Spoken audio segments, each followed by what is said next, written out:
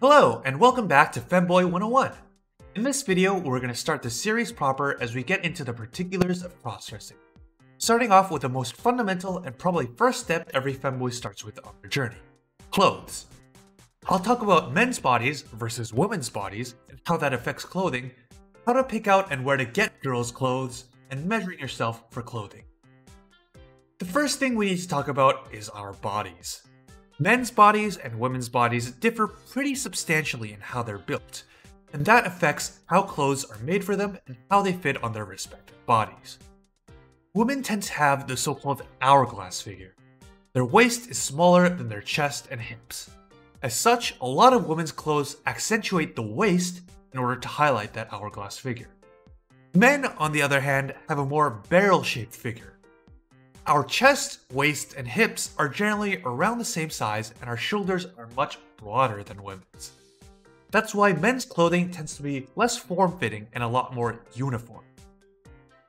That won't stop us from cross-dressing though. It just changes what kind of clothes look best on us, and it's something we should keep in mind as we choose our clothes.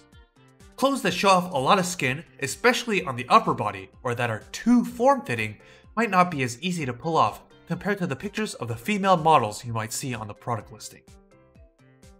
The off-shoulder look that is popular among girls might also be difficult to pull off.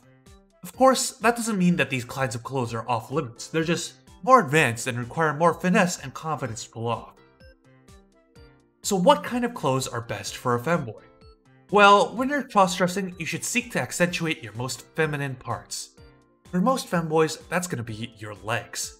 Your legs, especially when smooth and shaved, more on that in a future video, can honestly look identical to a girl's. We all love some thigh. Anyways, I think that's why skirts and thigh highs are such a popular look for femboys.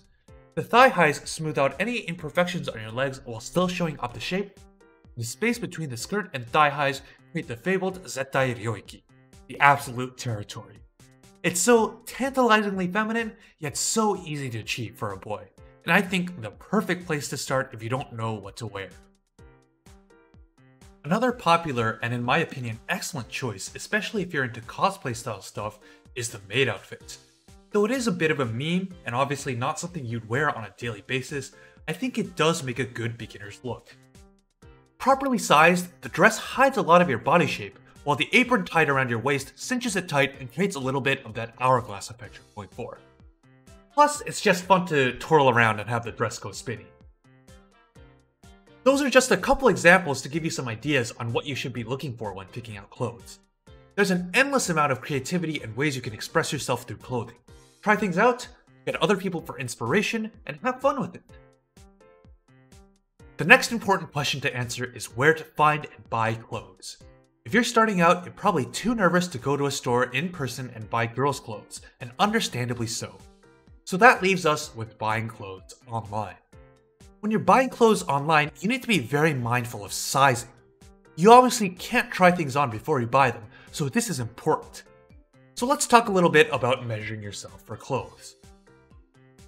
The four most important measurements you're going to want to take are the chest, also called the bust, the waist, hips, and shoulder.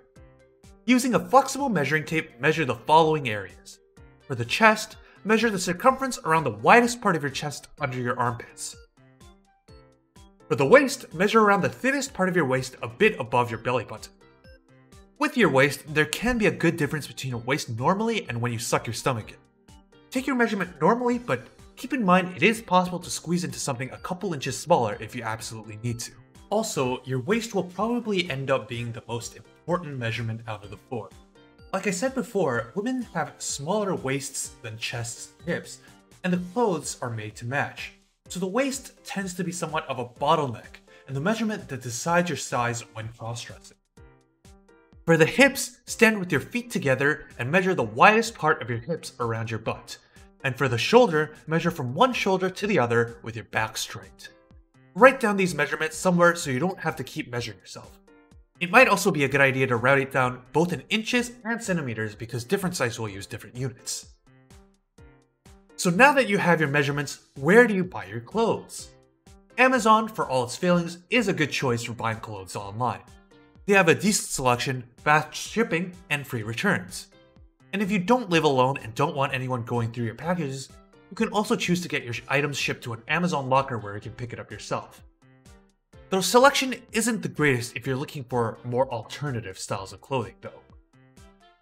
Another option if you're into more Asian fashion is Aliexpress.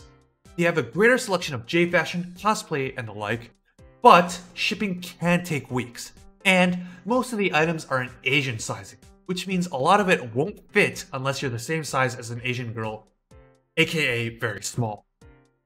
You also do need to be careful about bad quality items. If you buy from Aliexpress, pay close attention to the sizing charts, reviews, and seller ratings. In fact, anytime you buy clothes online, make sure to read the reviews. You'll get a better idea of the quality, how it fits, and oftentimes real photos of people wearing the clothes. And if you're looking for just casual, fast fashion clothing, your standard clothing brands that you see at the mall like Banana Republic or Forever 21 or what have you, they all have online stores. And of course, this is by no means an exhaustive list. There's no shortage of places to buy clothes online, and I encourage you to do your own research. And as always, talking to other femboys is a great way to get more ideas and branch out and explore. I hope this video helped you think a little bit about what kinds of clothes you like to wear and how to get them. As I said before, there's a limitless number of ways you can express yourself through clothing, so please treat this video as more of a starting ground than a definitive guide. I hope I've inspired you to take your first step into being a femboy, or if you've already started, giving you a few new ideas. In the next video, I'll go over the basics of makeup, so make sure to subscribe and follow me on Twitter if you haven't already. Thanks for watching!